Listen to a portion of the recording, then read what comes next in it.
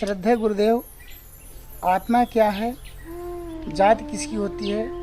जाति का अभिमान क्या ठीक है?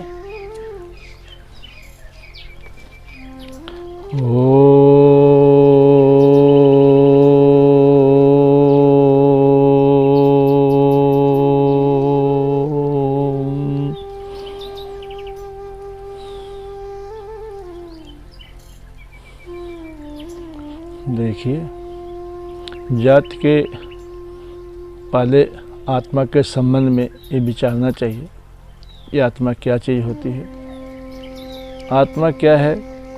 आत्मा ही वास्तव में निराकार, निरवयव, चेतन एक वस्तु है, एक पदार्थ है और शरीर का आधार है, शरीर का केंद्र है। शरीर ही उससे प्रकाशित होने एक प्रकार से बल्ब की तरह है। जैसे बिजली होती है, बल्ब के द्वारा ही प्रकाशित होती है। बल्ब के माध्यम से बिजली अपनी उपस्थिति का एहसास कराती है, बोध कराती है। इसी प्रकार शरीर के भीतर मूल विचार, शक्ति और चेतना का केंद्र आत्मा ही है। जहाँ जहाँ भी ज्ञान का अनुभव होता है वो आत्मा के कारण ही होता है। जब आदमी बेहोशी में होता है उस समय आधी निद्रा की स्थिति मानी जाती है। निद्रा में भी ज्ञान का अत्यंत अभाव नहीं होता है, अपितु आच्छादित ज्ञान होता है, ढका हुआ ज्ञान होता है। स्वप्न में भी जो ज्ञान होता है वह भी अधूरा होता है। अब प्रत्यक्ष में, जागृति में जो इंद्रियों के संग से सांसारिक विषयों का ज्ञान होता है वह ज्ञान भी प्रकाशित माना जाता है। पर समाधि में जो ज्ञान होता है वह ज्ञान पूर्णतया विशुद्ध होता है, पूर्णतया स्पष्ट होता है, पूर्णतया निर्भ्रांत होता है। तो इस प्रकार से आत्मा हमारे क्या है? ज्ञान और प्रयत्न का पुंज है, केंद्र बिंदु है। ज्ञान और प्रयत्न दोनों आत्मा की धाराएं हैं। प्राण शक्ति का प्रतिनिधि प्रयत्न है। आत्मा की शक्ति प्राण जो है वह प्रयत्न का, चेष्टा का, क्रिया का प्रतिनिधि है और ज्ञान का प्रतिनिधि मन है। मन और प्राण का बहुत आपस में गहरा संबंध है। ये दोनों में ही आत्मा की चेतना का प्रवाह प्रभावित होता है। इसी से बाह्य विषय का, आंतरिक विषय का ज्ञान होता है। आत्मा अलग है, शरीर अलग है। शरीर के अधीन आत्मा तो नहीं है, किंतु आत्मा के अधीन शरीर है। बहुत से लोग जानते नहीं इस बात को।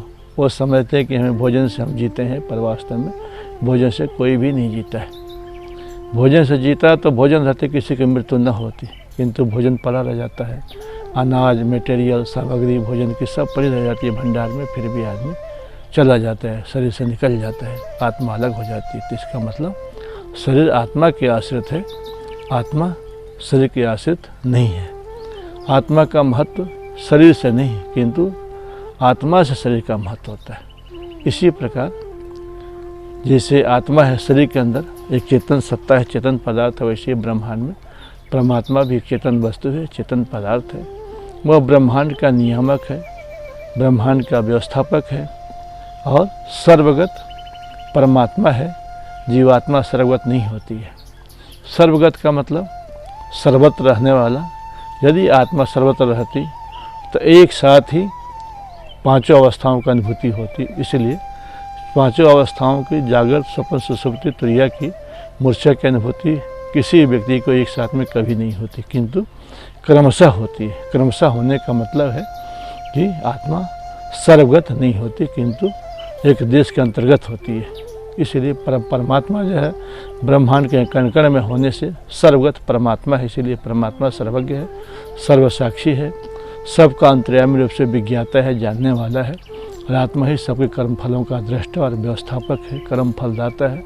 जीवात्मा की अवस्था चार जगह अलग अलग मानी जाती है और वास्तव में शरीर के अंदर आत्मा का स्थान हृदय बताया गया। जागृत अवस्था में आत्मा का स्थान दक्षिण आँख बताया गया, अग्रभाग। स्वप्न अवस्था में आत्मा का स्थान कंठ बताया गया और जागृत अवस्था में, क्रियाशील अवस्था में आत्मा का स्थान मस्तिष्क बताया गया है। जो हेड ऑफिस है मस्तिष्क, और हृदय को विश्राम कक्ष बताया गया। मेन स्थान रुकने का, विश्राम करने का हृदय बताया गया। आत्मा हृदय में प्रकाशित होता हुआ सुषुप्ति का अनुभव करता है। और जब शरीर को त्यागता है उस समय भी ब्रह्मांड में से निकलने के, हृदय से निकलने से, नाभि से निकलने से, जगह जगह स्थानों से जैसे उसका निकालना होता है, शरीर से बाहर होता है, उसी प्रकार से अग्नि गति का निर्धारण भी होता है। इसलिए आत्मा सर्वव्यापक कभी नहीं हो सकता है, सर्वगत भी नहीं हो सकता है। आत्मा एक देशी है, सूक्ष्म चेतन पदार्थ है और वह निराकार है। निराकार इसलिए है कि उसमें कोई परमाणु का अंश नहीं होता है। परमाणु मतलब मटेरियल, प्रकृति का अंश।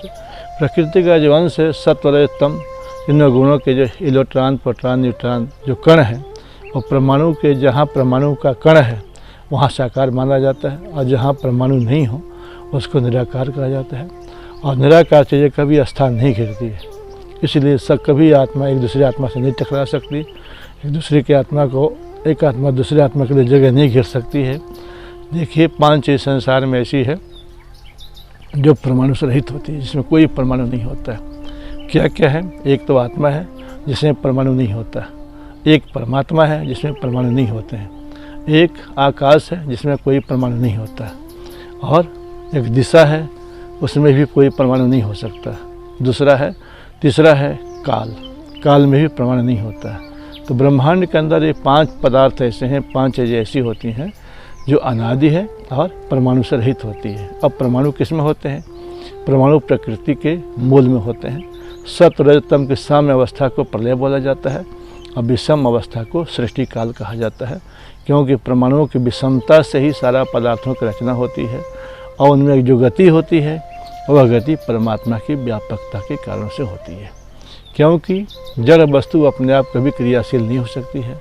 यदि अपने आप क्रिया होने लग जाए तो उसकी उपयोगिता खत्म हो जाएगी, उसका अस्तित्व खत्म हो जाएगा। जो भी ब्रह्मांड में या शरीर में क्रिया होती है, जड़ शरीर के अंदर या जड़ संसार के अंदर, वह परमात्मा और जीवात्मा की व्यापकता के कारण से होती है, उसके साहचर्य से होती है। प्रकृति में विषमता जब आती है तभी आती है जब चेतन का उसके साथ योग होता है, मेल होता है। यदि चेतन का मेल न हो तो स्कूटर सालों साल पड़ा रह जाएगा, पर 1 इंच भी अपने आप इधर से उधर नहीं हो सकता है। गाड़ी सालों साल खड़ी रह सकती है पर अपने आप 1 इंच भी चल नहीं सकती जब तक कोई चेतन ड्राइवर नहीं चलाएगा। इसी प्रकार ब्रह्मांड में जहाँ भी क्रिया हो रही है, परमात्मा सर्वव्यापक कैसे अनुभव किया जाए? तो सीधा से इसका उत्तर है कि परमात्मा ब्रह्मांड के कण कण में गति हो रही है। पृथ्वी चल रही है, सूरज चल रहा है, नक्षत्र चल रहे हैं, आकाश गंगाएँ, अरबों खरबों आकाश गंगाएँ भी चल रही है, और ब्रह्मांड में हर जगह जहाँ भी गति है वो गति का कारण परमात्मा है, और यही उसकी सर्वव्यापकता का सबसे बड़ा प्रमाण है। वायु में भी गति है, प्राणों में, शरीर के अंदर गति है, मन में गति है, बुद्धि में गति है, इंद्रियों में गति है। जहाँ भी कहीं गति है तो उस गति का सिर्फ 2 ही कारण है, या तो परमात्मा या फिर से जीव। तीसरा कोई वस्तु ब्रह्मांड में चेतन हो ही नहीं सकती है, न चेतन है। इसीलिए जाति आत्मा तो मतलब चेतन एक पदार्थ है, वस्तु है, और शरीर जाति होती है शरीर की। जाति के लिए आया कि समान पुरुषात्मिका जाति, जिससे समान रूप से उत्पत्ति होती है। जिस भी चीज़ की समान रूप से उत्पत्ति होती हो उसकी जाति एक होती है। इस दृष्टि से देखा जाए, वैशेषिक दर्शन के अनुसार देखा जाए तो सबकी मनुष्य मात्र की उत्पत्ति एक ही तरह से होती है, इसीलिए मनुष्य मात्र की जाति एक होती है। अंतर जो 4 वर्ण बनाया गया वो गुण कर्म स्वभाव के अनुसार 4 वर्णों की व्यवस्था की गई, इसीलिए आत्मा की कोई जाति नहीं होती है। आत्मा तो एक चेतन पदार्थ है, और शरीर के साथ जब जुड़ता है, शरीर के साथ संयुक्त होता है तो जन्म बोला जाता है, और शरीर से अलग हो जाता है, पृथक हो जाता है तो उसको मृत्यु कहा जाता है। इस प्रकार से जाति केवल शरीर की होती है और समान होती है, बराबर होती है। अब जो छोटा बड़ा का जो अंतर है क्रियाओं के आधार पर अज्ञानी लोगों ने मान लिया, वास्तव में क्रिया न कोई छोटी होती है न बड़ी होती है। जैसे कलम न तो कलम चलाना बड़ा काम है, न खेती करना, खुदाई करना छोटा काम है। ये तो क्रिया मात्र है, चेष्टा मात्र है। हम अपने कर्मों को छोटे से बड़ा कर सकते हैं, नीचे से ऊंचा उठा सकते हैं अपने आप को। हर व्यक्ति स्वतंत्र है, तो इसलिए जाति का अभिमान करना अज्ञानता है, भूल है, नादानी है। क्योंकि जाति मात्र से मनुष्य जन्म तो मिल गया, पर यदि क्रियाशील हम नहीं हैं, सत्कर्मों का अनुष्ठान नहीं करते तो कभी हम बड़े पद को प्राप्त नहीं हो सकते। इसलिए मनुष्य मात्र मोक्ष का अधिकारी है, परम शांति को पाने का जन्म सिद्ध अधिकारी है, और मनुष्य मात्र परमात्मा के निकट जाकर के परमात्मा के परम पद को पा सकता है। जिस पद को भगवान शंकर प्राप्त किए, जिस पद को विष्णु जी प्राप्त किए, जिस पद को ब्रह्मा जी प्राप्त किए, जिस पद को इंद्र ने प्राप्त किया, वही पद, वही अवस्था, वही स्थिति मनुष्य मात्र प्राप्त कर सकता है। वो जन्म सिद्ध उसका अधिकार है। उन्होंने तब से जिस अवस्था को प्राप्त किया, जिस अनुभव को प्राप्त किया, जिस शांति को उपलब्ध किया, अब मनुष्य मात्र उसको उपलब्ध कर सकता है। सिर्फ हमें पात्रता को अर्जित करना है, विकसित करना है। और जब हम तपस्या करेंगे, वैदिक अनुकूल जीवन यापन करेंगे, जब हम वैदिक मार्ग में चलेंगे, वेद क्या कहता है कि हमारे अंदर शुद्ध ज्ञान हो, शुद्ध कर्म हो और शुद्ध उपासना हो। शुद्ध ज्ञान का मतलब हमारा ज्ञान मिलावटी न हो, भ्रमित न हो, मिथ्या न हो, झूठा न हो, कुछ का कुछ न हो। जिस प्रकार चप्पल में चप्पल को ही समझना, देखना, ये सत्य ज्ञान है। पर चप्पल में कुछ बिस्तरा की भावना कर लेना, खड़ाओं की भावना करना, ये गलत हो जाएगा। इसी प्रकार भोजन में भोजन की भावना करना ही वास्तव में भावना है। पर भोजन में हम ईटा पत्थर की, रोड़ी मिश्री की भावना कर ले, वो गलत हो जाएगा। तो वास्तविक ज्ञान क्या है? यथार्थ वस्तु को यथार्थ में जान लेना ही वास्तव में ज्ञान है। वस्तु कुछ है और देखना उसको कुछ है। रसरी में सरप नहीं है और सरप में रसरी नहीं है, पर दोनों को एक समझना यह ज्ञान है। रसरी को रसरी जानना ज्ञान है और सरप को सरप जानना भी ज्ञान है। इस क्योंकि विपरीत ज्ञान का नाम ही अविद्या है। और अविद्या ही योग दर्शन ने कहा, महर्षि व्यास जी बोले कि सारे दुखों का जो जड़ है, जननी है, माता है, वो अविद्या है। अविद्या मतलब उल्टा ज्ञान, भ्रमित ज्ञान, कुछ का कुछ देखने वाला ज्ञान ही वास्तव में अविद्या है, झूठा है। और वही हमारे सारे दुखों का जड़ है। सारे दुखों का कारण अज्ञानता है। इसीलिए जड़ को चेतन मानना या अभावना अज्ञानता। चेतन को चेतन मानना ज्ञान, और जड़ को चेतन मानना, चेतन को जड़ मानना, ये अज्ञान है, अविद्या है। और आज पूरा संसार दुख भोग रहा है और आगे भी भोगेगा। इसी की वजह से दुख भोगता है कि वस्तु कुछ है और मानता कुछ है। महत्व किसी और चीज़ का है और महत्व किसी और को दे दिया। धन आदि जितने भी जड़ पदार्थ हैं वो केवल व्यवहार सिद्धि के लिए थे।